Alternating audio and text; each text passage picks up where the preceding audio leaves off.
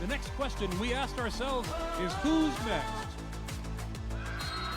Who will join the ranks of our previous volleyball champions and have their name inscribed into the Book of Unlimited? It's time for Athletes Unlimited Volleyball!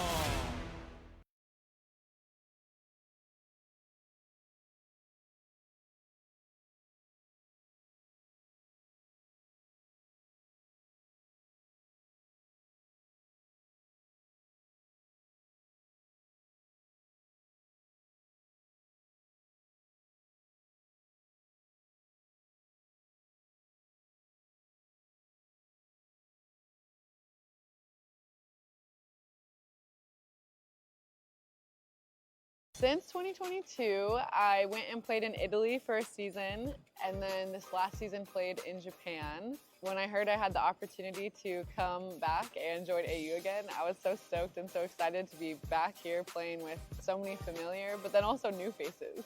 What do you think has been your biggest point of growth as a volleyball player over the last couple years? I mean, I've definitely grown and changed a lot. I really like to try and swing my way out of trouble. In a situation where a different type of shot would be smarter, in the past I would just try and beat it with low seam and get stuff. I feel like I've been trying to make growth in my game just by trying to be a little bit more creative as an attacker and finding different solutions and different ways to score. We weren't born for this. We were made, forged by the game. With every sacrifice and setback we overcame. With the cameras on or the lights dim, we put the work in. We have stumbled only to rise again and again. We've done things that they said could never be done. We've grown into the women we dreamed we'd become. And when we got to the top, we reached back to help the next one. We have earned our place with the elite, our space to be free. Every moment has readied us to take this stage. The game shaped us so that we could shape the game.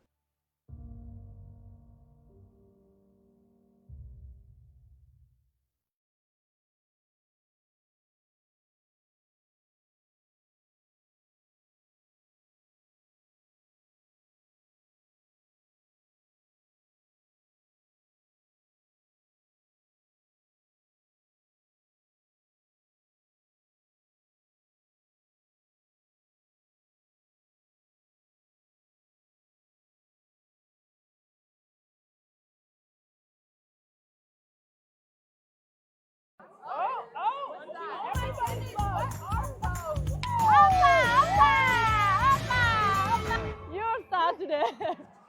You started it! Oh! I run! Yeah!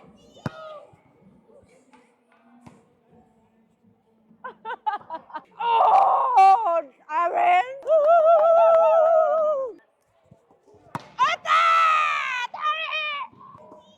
Okay! Okay! Ow!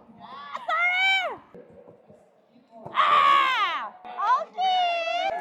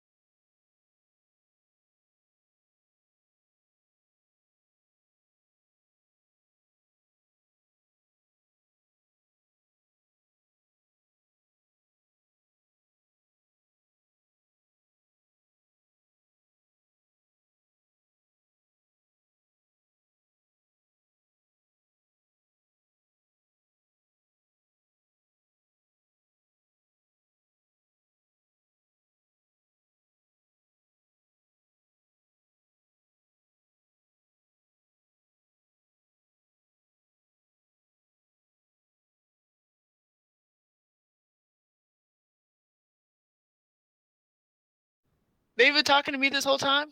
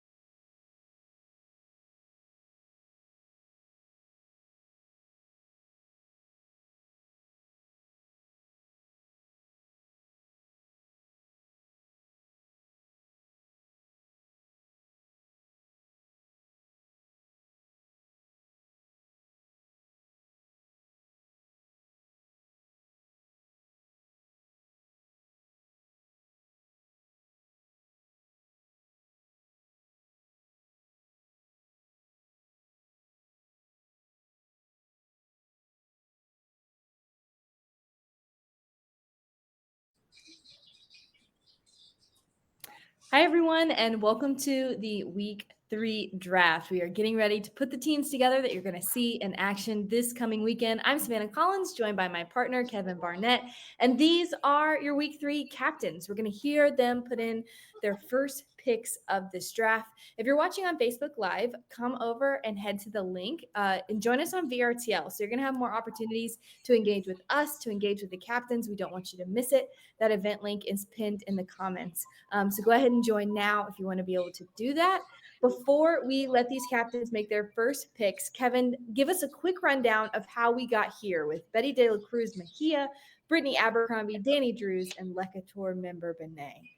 We saw two pretty dominant teams again this week, and they met in the final night of play last night, an exciting match that at some point went off a cliff, and we'll talk a little bit about that. But it is really a challenge in this to put together systems that work. I think we saw Betty draft Lekator again, and that combination of passing along with Manami Kojima really solidified the way that system functioned on Betty's side. I think we saw Brittany Abercrombie take a really nice trip into the captain's chair, and that team got better over time. So there's kind of two challenges. One, put together some systems that work. Two, get better throughout a weekend. And actually, third, you might add on to that. Sometimes you just have to kind of weather the storm if you're facing some other teams that are well composed. Totally. And what I would say is these are the duos from the two winningest teams of week 2. So moving into number 4 on the leaderboard is Danny Drews. She is going to lead the purple squad, and she is going to make the first pick of the draft. Danny, take it away. Hi, thank you. Wait, so I announce my pick now? Yeah, let us know. All right, our first pick is going to be Brooke Nunnerviller. Brooke Nunnerviller coming off the board in the first round. Lekator member Monet, she is leading the blue squad this week. So we are going to get to hear who her first pick is going to be next. Lek, if you're ready, let us know. Maddie Kingdon. Maddie Kingdon Rochelle coming off the board.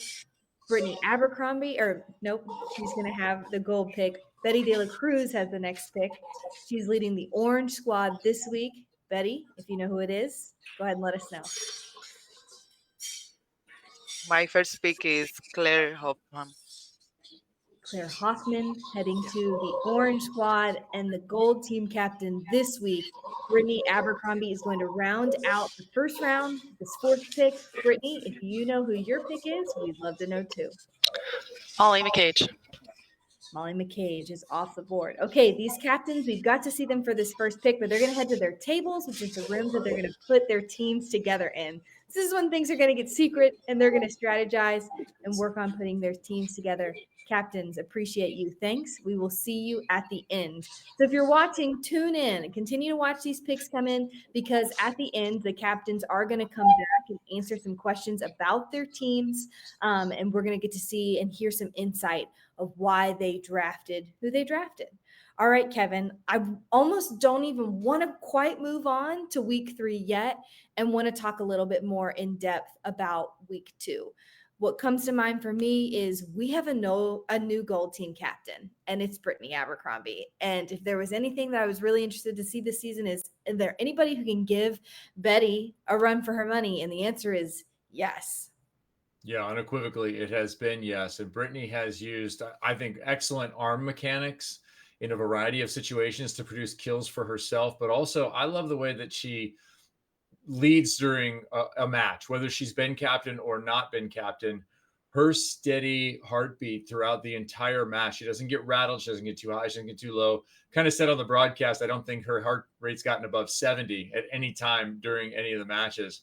And we know she's working harder than that, but certainly outwardly what she's showing, she's projecting confidence. And I think that's really mattered. Team Abercrombie, a perfect 3-0. They won 6 out of 9 sets. That's for a whopping 420 win points. So everybody on that squad took a trip up the leaderboard together in week 2. What a performance from Brittany as well, digging into her stats and why she's in that gold chair. She's tallied 15 or more kills in every single match this season. In fact, her and Paige Briggs, because they've been together this whole season, are the only undefeated players left. They haven't lost this season. And by week 5, when we're talking about who's going to be the champion, who's going to be a medalist, it always comes down to the win points. So although we only have, kind of 6 games for each team or athlete under our belts, that is usually my indicator at this point of like, who is winning the most? And right now it's Brittany. Yeah, it's interesting to watch the picks come in here. I thought the first round was really intriguing. Drews with Nunaviller makes perfect sense to me. Maddie Kingdom makes perfect sense to me. Team De La Cruz Mejia with Claire Hoffman, who we saw have a couple of pretty good matches, some exceptional moments, getting on the ball pretty hard. Interesting pick there by Team De La Cruz Mejia. And then Molly McCage off the board right away. Then Morgan Hentz, the second pick for Team Abercrombie, who we've been talking about. It's interesting to me, if you're the big arm, you start to pick some other pieces first. And that, I think so far, I'm intrigued to watch who the other arm will be for Team Abercrombie. She had Danny Drews last week. And that's what happens. You distill those arms up the top of the leaderboard and you lose Danny Drews because you had such a good week with her. Who will be the balance for Brittany Abercrombie in week 3? Looking at Danny Drews and how she got to the 4th spot, obviously she had all those win points. But for me, kind of digging in a week-to-week comparison for Danny, she upped her kills by 4. So not anything significant, but her swings were way down. For me, having 4 more kills and having 8 less swings, that just shows to me that she's getting more efficient and only had 1 more error. Absolutely. So if we're watching a Danny Drews that week to week is getting better. It's why for me, she was one of the players I was most anticipated to see this season because she is the type of athlete who never really plateaus. She's always chipping away at something else to make it better. You can take a peek into her room with Brooke. This is so cool getting to see her and Brooke collaborate right now on this next pick. I like this duo and I know it's only the first pick off the board for this purple squad, but there's 2 people that I think work together well. They communicate together. Efficiency, it's Danny and Brooke. I'm excited to see those 2 be on the same side this week with Danny in the leadership role. Yeah, I'm still looking for a little more open net for Brooke here. And I think Danny can provide some of that. I'm looking for that balance where the block has to pay a lot more attention to the other side of the net, the other end of it, the left or right side, so that Brooke can get more of those 1-on-1.5 or 1-on-1 opportunities rather than facing a fully formed block every time. We were chatting earlier before the draft about players whose stock is rising. Team member Monet with that pick of Willow Johnson. That's a player whose stock certainly has been rising throughout. Came in, got a little bit of rest time, didn't play full time week 1, week 2. She really shined. Totally. I put Willow in that conversation for me. I thought Claire Hoffman's draft stock rose. I wasn't anticipating to see Betty take her off the board. She had her first AU double-double on Friday, 11 kills, 10 digs, and she was set significantly more. 75 swings in week 1, 96 swings in week 2. I want to ask you, because you really got that front row seat to week 2 competition, why were Betty and Lecator so effective together? What is it about them individuals that made them such a great pair? Yeah, look, Betty and anyone is a good pair. First of all, that's just true. But I think what made Lecator exceptional is that is a good mindset and approach match. They're both pretty aggressive. They both play a complete game. They're both going to get back to the service line and really take a hold of that moment. That's the one closed chain skill in the entire game. You as the player initiate the action and you complete the action. You don't have to rely on anyone else for what happens during your play. And so I think both of those players really seize on that moment as a chance for them to contribute as their big moment in a match in which they obviously contribute throughout. But I like the mindset and approach match between those two women. I think that's such a great point that anybody is great when paired with Betty. The person who immediately comes to mind for me is Brooke Nuneviller.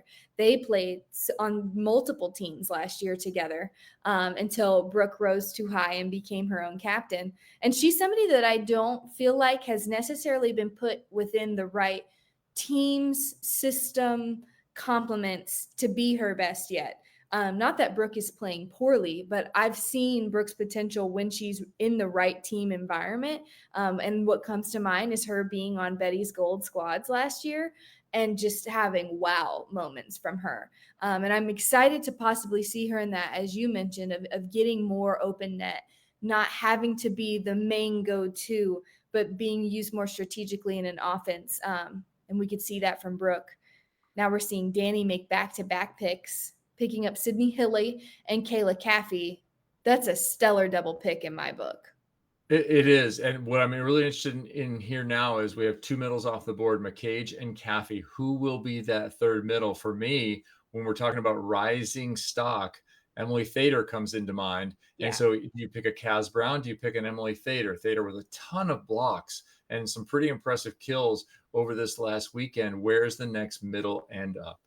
Yeah, if you want to talk about just season leaders on blocks, Kayla Caffey is number 1 in the category. She has 19. Molly McCage has 18.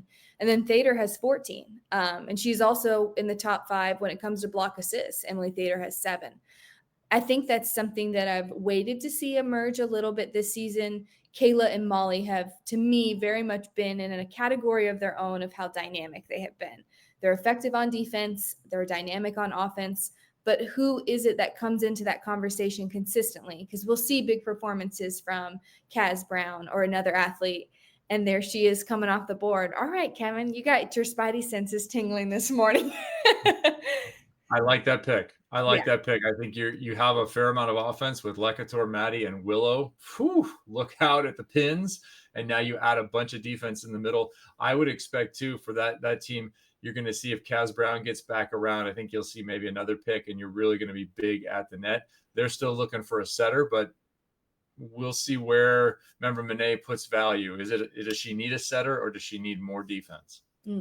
Someone that I kind of have my eye on right now that's been a little bit of the anomaly is Maddie Kingdom Rochelle. Coming out of week 2, the entire top 10 was orange and gold, and there was only one player in a different color uniform, and it was Maddie Kingdom Rochelle. She's missing the win points. She has the MVP points. She is dominating the stat points. But she just hasn't been on teams that are winning sets and winning games. And I feel for her because she could really climb this leaderboard here in the next 3 weeks if she can be on teams that pick up that category, because it's killing her right now when it comes to her ranking. Coming into last night, she was 3rd in stat points, individual stat points. She was 12th on the board overall. And hey, another big mover just dropped in. We've been talking about movers. Temi Thomas Ilara showed her value over the last 2 matches. She is now the 4th person added to Team Abercrombie, and along with Alicia Childress, a couple of really interesting picks there. Will they play Temi Thomas Ilara all the way around? Her passing was a question, but I felt like she held up when she stayed across the back row. I felt like she held up admirably, and her offense was definitely a kick. How does that happen from your perspective, from playing and being on teams and also being at every season of AU, to see someone be a serving sub in week 1 and take one swing and then come into week 2 and have 22 kills? What happens there? Is it something in practice? Do you think it's a strategy? Tell me what you think. Yeah, two things. One, there's not a lot of practice time, but you have some practice time to show it. But two, when there is stress, when there are problems on the floor for your team and you get a chance to step in, you have to perform. You have to carpe diem. You must seize the day. We saw Gia Day do it in week 1. She got a shot in week 2, not as much as I think she would have liked. We didn't see her as much. Temi Thomas-Ailara got on the floor, didn't come back off. They kept putting her in a role, and now I would expect she's going to increase her role here for Team Abercrombie. That to me looks like a starting outside pick, not a halfway. We're going to pair you with somebody else. She was paired with Claire Hoffman. Or pardon me, she was paired with who am I thinking of here? Savannah, I got all the names going through my head. Allison Mayfield is who she was paired with this last week in the back row. I don't know that that's going to be the pick here. See if Team Abercrombie does pick Mayfield as the two-headed monster there, or if they have plans for Ailara to be full-time. Well, I know I'm firing off my questions to Kevin right now. Fans, if you have questions, you could submit them clicking that button at the top right of your screen. We can see those live. So send those our way if you have them for us during the draft, or if you have them for the captains when they come back and join us after they have made all of their picks. This is a look into Team Abercrombie. I got to say, for someone stepping into that captain's role for the first time, putting together a team, practice plan, strategizing, making adjustments in the game, Brittany Abercrombie's got it going on right now. Offensively, she's getting better, which is terrifying if you're trying to compete and move past her. Just some quick stats. Week 1 kills 46, week 2 kills 48. Okay, comparable. Here's the one that stands out to me. Swings 123 in week 1, 118 in week 2. She cut her errors down by 3. She's not losing points ever. She's always moving forward up the leaderboard, which I think is the key to be able to compete in this league. It's part of the learning process. You learn how to manage swings. You learn how to manage situations. That's been part of the mantra of kind of the last 15 or 20 years of volleyball, is the resets, the knowing what you can do in any given situation, when to take a little more risk, when to take a little less risk. And this league maximizes that because of those positive and negative points. Totally. We're having a little bit of a stall right now for the 4th pick for Team De La Cruz Mejia. She has Claire Hoffman, Manami Kojima, and Natalia Valentin Anderson. But this 4th pick has taken her a little while, and Betty's usually one to lock in her picks pretty fast. So I'm curious what it is that's kind of causing her to take some time here. What would you be looking for if you were her? Yeah, it's a great question. I would probably be looking for a middle here. This is an interesting Betty strategy. She's repeating it, right? She valued her setter over her libero last time. This time it's libero then setter, but she got the same 2 players. This will be the 3rd week in a row that she's passing next to Manami Kojima. And it used to be that she had Nomaris Velez Augusto next to her all the time. She took a shot in week 1 with Manami, fellow Olympian from this past Paris Olympics, and it worked. And so Betty is sticking with that, and she's valuing that higher at the number 2 pick, taking Manami off the board so that they have the passing, so they can run the offense. And then she loves Nati. Nati gives her the ball she wants. She goes to her in the right moment. We saw her kind of take over the end of set 2 yesterday to get even at 1-1 with Team Abercrombie. That was Betty and Nati knowing when to just team up and feed the captain the ball.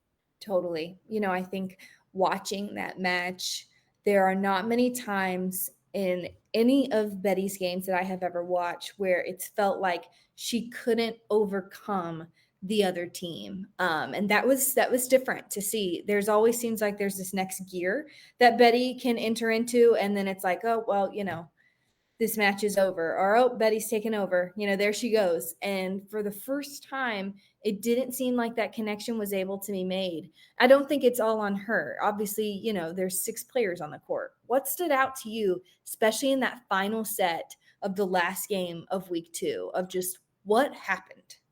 A record-setting 25-8 set is what happened. That is the worst defeat in Athletes Unlimited Pro Volleyball history But here's the thing, don't overreact. Look, this is a team that coming in to last night had won all but one set in the previous two matches. They had split then the first two sets. Sometimes you're in the drain and you just don't worry about it. Just ride it out to the ocean like you're Nemo and then figure it out from there. I don't think it will have any effect on the way she picks now. I don't think it'll have any effect on her mentally moving forward. You just wash that one away, forget it ever happened, and move on. Gotcha. Yeah, not a lot of damage done. Right now, Brittany Abercrombie just 130 points ahead of Betty in the grand scheme of AU. That can be worked up in a couple of sets, not even a full game. Gosh, MVP would make up for that like this. So we'll see kind of how things progress. That pick finally comes in. It is a middle. Tori Dixon added to that orange team. Really interesting to see. Kind of, you have to wonder, what was she going back and forth about there to lock in that pick?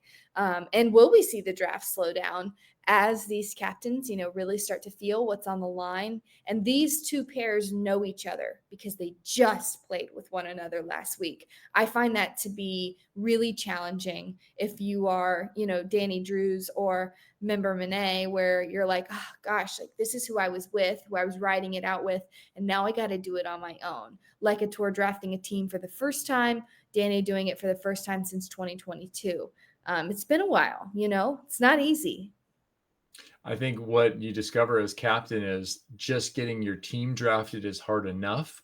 And then the real hard work begins. You think that that's the hard part. Well, the hard part is deciding when to practice, how you're going to practice, what you're going to work on in practice, what the starting lineup should be. How should you articulate the roles to the players who are not starting and keep them involved and invested in the success of the team throughout the weeks as they go. This is a delicate and difficult proposition for players who are many times used to being the stars, but not necessarily used to being the coach, which is what you are. Totally. Another peek into Danny Drew's draft room. I kind of want to talk about, Lecator stepping into this role for the first time. She's got 2 weeks of AU under her belt. Now she is stepping into the pressure cooker of being a captain.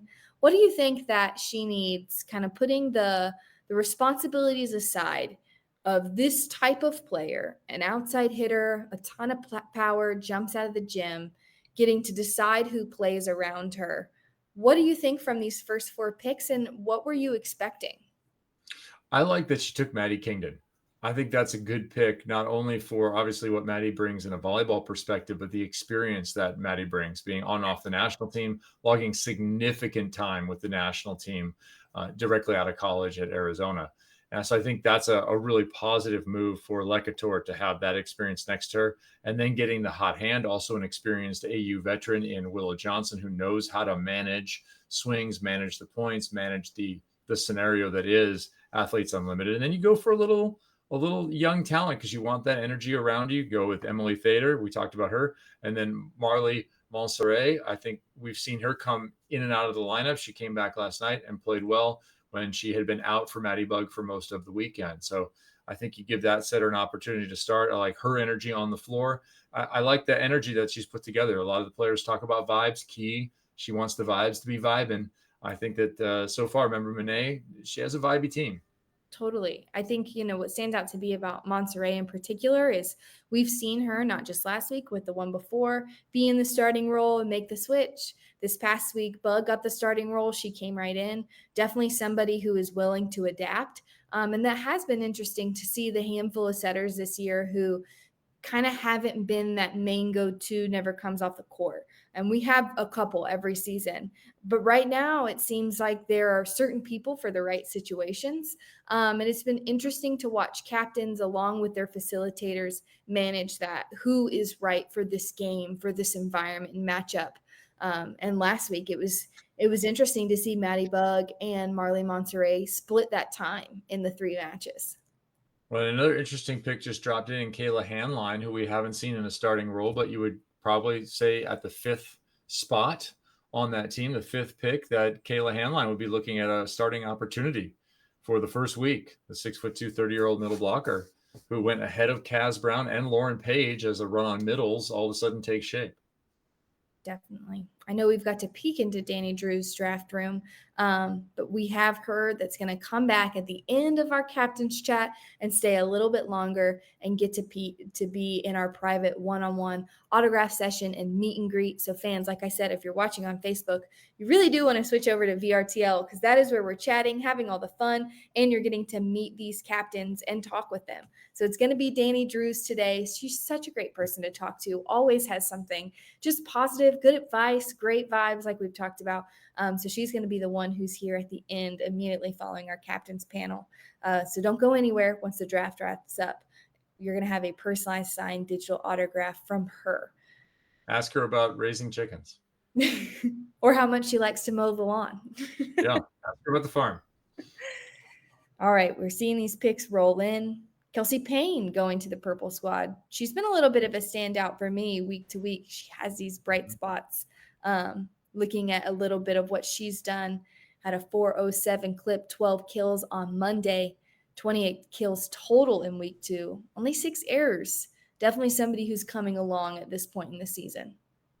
Yeah, and she's being valued above Kat Bell, who just went to Team De La Cruz Mejia. So Bell and Brown will play together again. Kaz Brown, there's those defensive middles, Dixon and Brown, going together to Team De La Cruz Mejia. They have the heat on the pins. Now they have a lot in the middle. I thought Kaz Brown actually added a whole bunch of offensive opportunities to her repertoire this last week. You never kind of know how it's going to shape out. Kaz Brown is that backslide kind of hitter.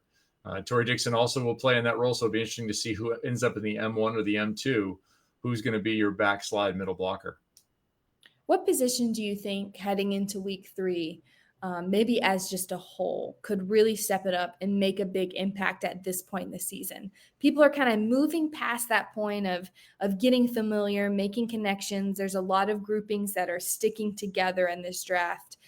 Is it the middles having more production on offense? That's kind of what I lean to. Anything that stands out to you? Well, you've obviously been talking to Key Michael. So if you're in the middle, I'm thinking more about the off the top outside hitters. So looking down at what we've already seen with Timmy Thomas Ilara going a little bit higher, what's her production level as a full-time starter? And that draft pick of Claire Hoffman right away for Team De La Cruz Mejia. How does she perform? Do we see Allison Mayfield come back in and get more of a chance? But what can you get out of that second outside hitter position offensively consistently throughout the weekend? I think if somebody can get the right situation, the right spread across the net, so there's some open net for that next tier of outside hitter, that could really be a difference maker. I think those are where my X factors tend to come from. We've seen quite a few that have that potential come off the board. Here's who's left right now. Starting to see some people disappear from this list. A lot of setters still left, as well as opposites that could come in, make an impact. Just a handful of outside hitters. One that we've mentioned, Allison Mayfield, she's still on the board.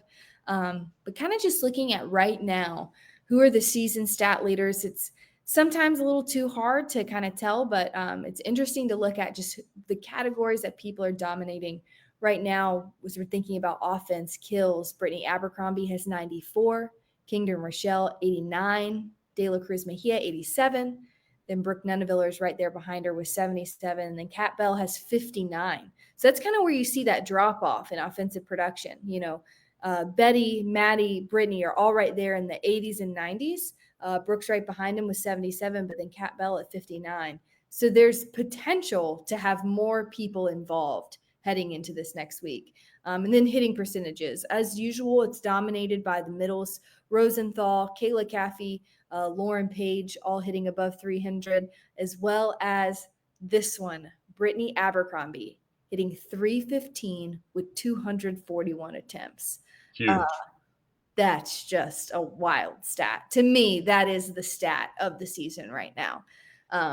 But definitely potential for others to be in those conversations of being some of the leaders when it comes to taking swings and putting balls away. We'll see if Team Drews puts a big red U next to their team name this week. Berkeley Oblad being picked up by Danny Drews, former Utah teammates. And Berkeley Oblad getting healthy. I hope we see her extended session with her. She was so dominant in college in the Pac-12. I'm interested to see how well she plays now that she's back and healthy. Yeah, she's one I'm so excited for. We really haven't got to see that from her, just been working back from injury since the preseason.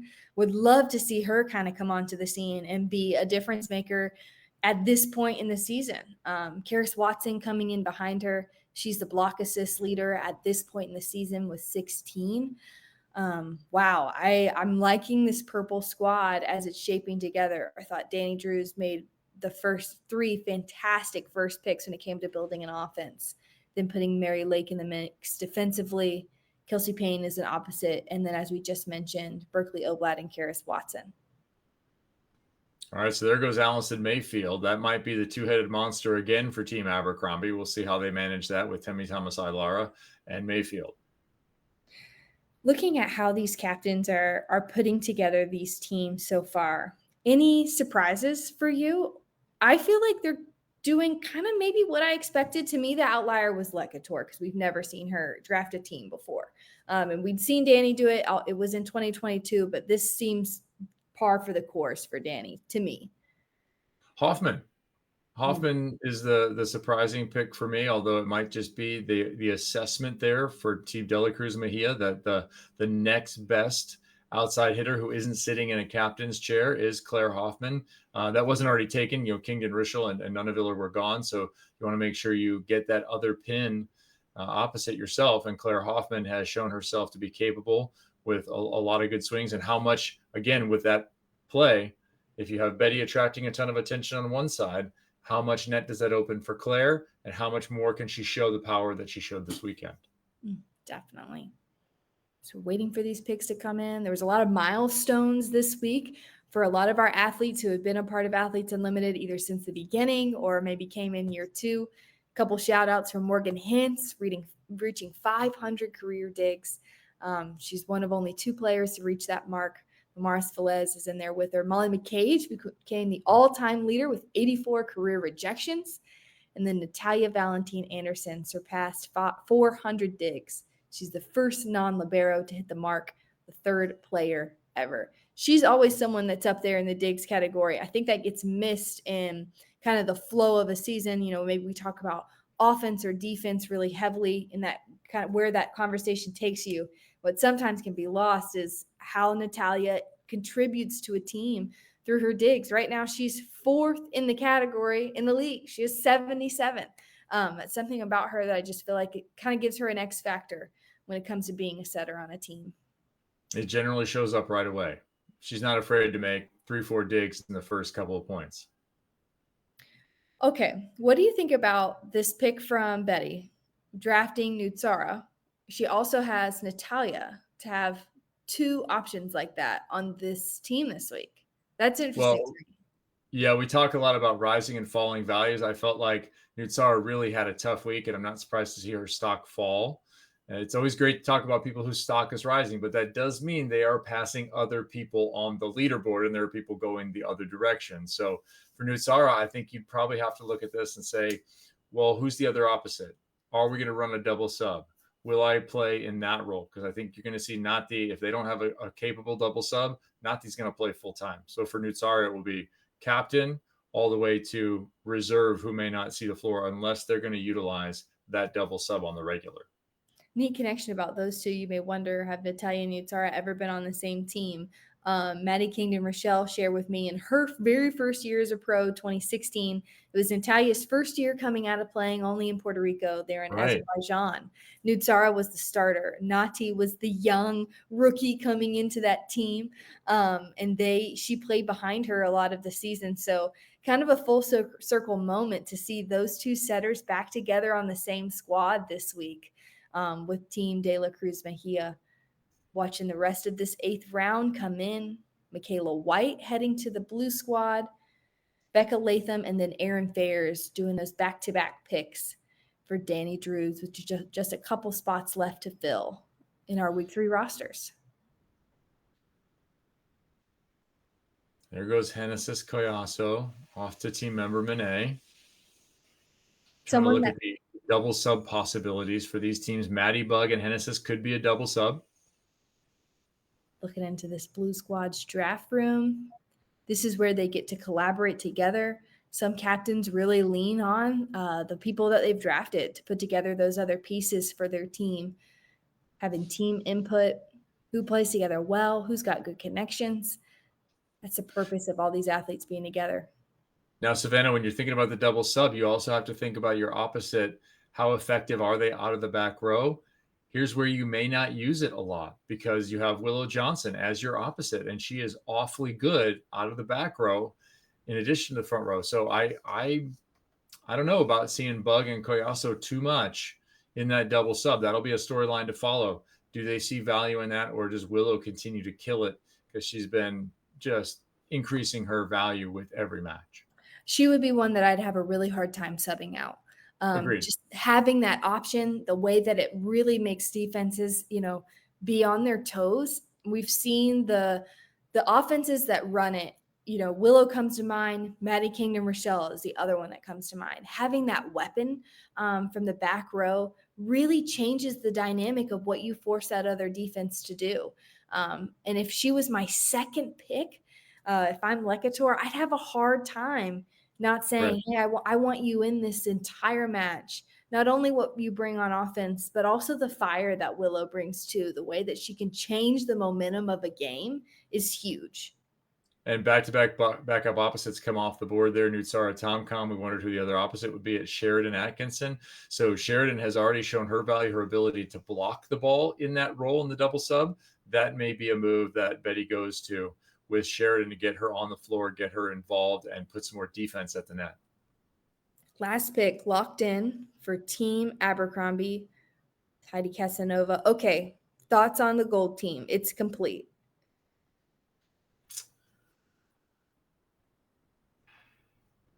Yeah, I'm looking at the middle blockers. So you have Paige and McCage. That combo was exceptional. I like that combo coming back together, along with Hence passing the ball. So I think you've made the middle a real weapon. Childress is going to be the starter in that group. That'll be cool to see. Alicia Childress getting the start for the first time this season. That will be a wild story to follow. How does she perform throughout an entirety of a match? We've seen her in just that substitute role, that double sub role so far. She's my standout for this gold team as well, especially because we saw her in the starting role a lot last season. And just the way that she can sometimes come in and just manage really well. She's such a gamer to me. So when I think about Team Abercrombie staying as dynamic as they were last week, that's a big piece that comes to mind. Tess Clark rounds out Team De La Cruz Mejia. Nomaris Velez Agosto is going to be the libero for team member Monet. And then Gabby Blossom, another setter option for Team Drews. These are your week 3 teams, fans. Okay, we're going to take a quick break. Don't go anywhere. The captains are going to come back and join us. Now is the time to hop into the Q&A and start firing off those questions that you have for the captains. We're going to get ours off too. So we'll be right back. And then at the very end, it's the meet and greet with Danny Drews. We'll be right back.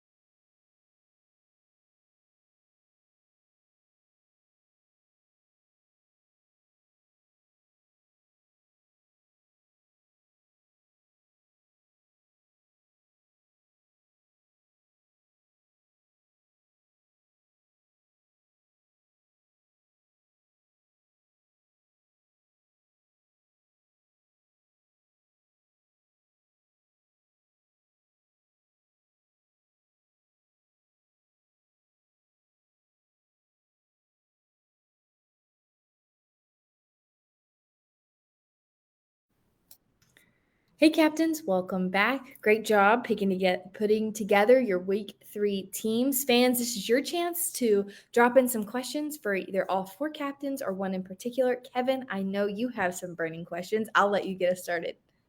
Okay, I wanted to start with Brittany. She's in that gold chair. I think it's a challenge when you have to wait for all those picks to go by, then make back-to-back picks. Plus, as an opposite, it's always interesting to see what an opposite does in terms of wants and needs. Why middle libero? What was the strategy there? I just think that they're both game changers in their own way, and I really loved playing with them this past week. They make a big difference on the court, so I wanted them next to me. And then how excited were you to get Lauren Page on the back end then as well? You have the same middle pairing. Yeah, I was really excited. That's the middle pairing that we wanted.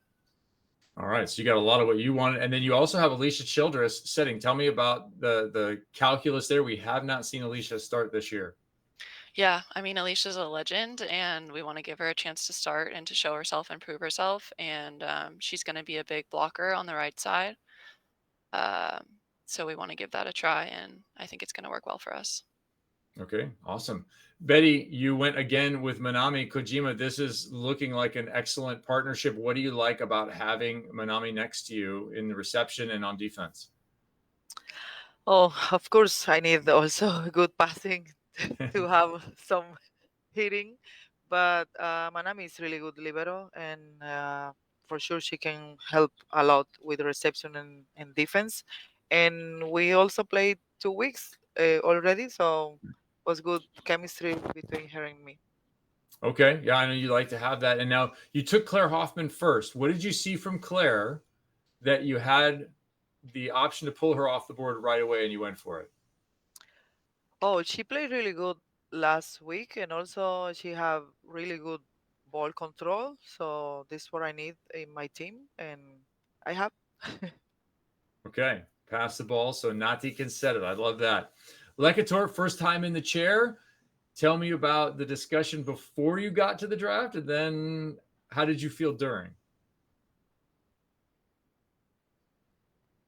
You have to be unmuted if we're going to hear you, though. That is true. That is true. Here I am. Hey. I think I feel pretty good about my team. I think going into it, I got pretty much most of the picks that I wanted. And so I feel pretty good. Yeah. What kind of ball do you like on the left side? You have Marley Monserrat setting you. What do you want out of a setter? I want a setter that's fiery and that's just really competitive. Obviously, I played with Marley at the Atlanta Vibe, and so I know what she can bring on offense and defensively. She's just one of those players you need to bring life into, and I'm willing to breathe life into her and give her a chance to prove herself because she's really, really talented. And she's one of those that will adjust to you if you communicate with her. And so there'll be a lot of communication going on this week, but I'm very confident in her abilities. Well, you touched on it there, and it's funny that it's also the name of the team, but it does seem like a very vibey squad that you have going. It seems like the feel on the court is important to you. Is that true? Oh, absolutely. Like, I love positivity. I'm very bubbly and positive myself. And so people that is willing to receive that energy from me, but also can give back a little bit is definitely what I need on the court. And so I think the group of girls that we have is perfect for that. I'm not sure. That might be kind of infuriating if you're that aggressive on the court and then you're all bubbly and happy about destroying people. I'm not sure that that's going to work out for the folks across the net from you. That's fun. All right, Danny, you're back in the captain's chair. You've had ups and downs in the captain's chair. You went for Brooke right away. What's the calculus with Brooke joining your team? Yeah, I mean, I think Brooke is just all around a really solid and really great player. She's a threat in the front row and in the back row. And I'm excited to be able to be on the floor with her. Okay, what's the cheer for Utah that we're going to be running? Now you have Berkeley Oblad, who appears to be rounding back into shape. I know, the Team Purple Utes. We'll see. I'll throw that team name out there to the group, see if they like it. Kelsey's been rising. What are you looking for her to do in the opposite spot? Yeah, obviously Kelsey's a player who she's going to score a lot of points. But also I think a big aspect to her game is blocking. I think she's a really big and solid blocker, and especially on out of system situations, she can really clamp the ball. And so I'm hoping she can get a lot of blocks for us and make it hard for other teams to score. All right, Savannah. Got a couple fan questions coming in. This one is from Gabrielle. Brittany, I'm going to toss this one your way. This is your second week going into being a captain. What is your favorite thing about the role of something you've never done before? You're not doing too bad so far. What have you liked about being in this type of leadership role with AU? I think I like having the responsibility of trying to help other players thrive next to me and try to help them play their best. I like kind of driving a culture of taking your own responsibility and staying competitive. Okay, we've got a great question from Kenny. This question is so good, I'm going to have everyone answer. He wants to know who on your team has exhibited the most growth this season, and then on the flip side, what do you hope to get out of them this week? So maybe somebody that either you played with or played against that you just feel like is one of those rising players and has grown from week 1 to week 2. Danny, I'll come to you first.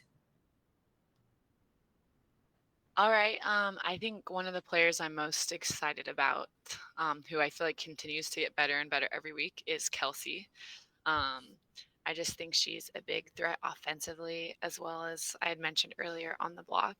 And I'm excited to be able to hopefully get our team in good offensive situations where we can run all three options, and Kelsey can just be free to go get up there, take big rips on the ball, and figure out ways to support her best in situations so that she's a threat to score, whether we're in system, out of system, and yeah, just support her in that way. Okay, Betty, who is your player who has grown so far this week on your team? For sure, I think Manami was like, she was in the, I think in the right time when I need, when the team needs. So I think she did so good, and for sure she can give more, because I don't know. I play in Japan and I know how they practice and how they play, and I like they never give up, and this is really good, and you need this for the game. So Manami. Yeah, Danny Drew's nodding along. I love that insight. Thank you. Lekator, you're up next. Who on your team has exhibited the most growth, and what do you hope to get out of them this week? For me, it'd be Kayla Hanaline. She went from not playing to getting a start because Jenna Rosenthal got hurt. And if you look at her numbers, she absolutely killed it. I know her a little bit before this too, and I've practiced with her, and she has a lot to give, a lot to offer. I think she's just really slept on, and so I can't wait till she gets her time to shine this week. And I'm expecting a lot of blocks and a lot of sneaky kills from her and some aggressive serves. So can't wait. Love it. Okay, Brittany, you're up next. I'm most excited about Lauren. She played super well for us this past week, and so I'm excited for her to do it again. Thank you guys for the insight. This might be a recurring question after that. I love the little opportunity from you all as captains to give some flowers. Those are our fan questions that we're going to get to today. Kevin, anything you got to get in before we go? No, I just can't wait. I'm excited to see how this shakes out. We have a whole lot of heat in the captain's chairs. I want to see how these supporting casts play out. Agreed. Captains, thanks for letting us pick your brains a little bit about your teams this week. Fans, thank you for tuning in. Don't go anywhere. Danny Drews is going to stick around for that meet and greet and your chance to earn a personalized signed autographed. You guys have a great week of practices, and then we will see you for the start of week 3 on Friday. Thank you all.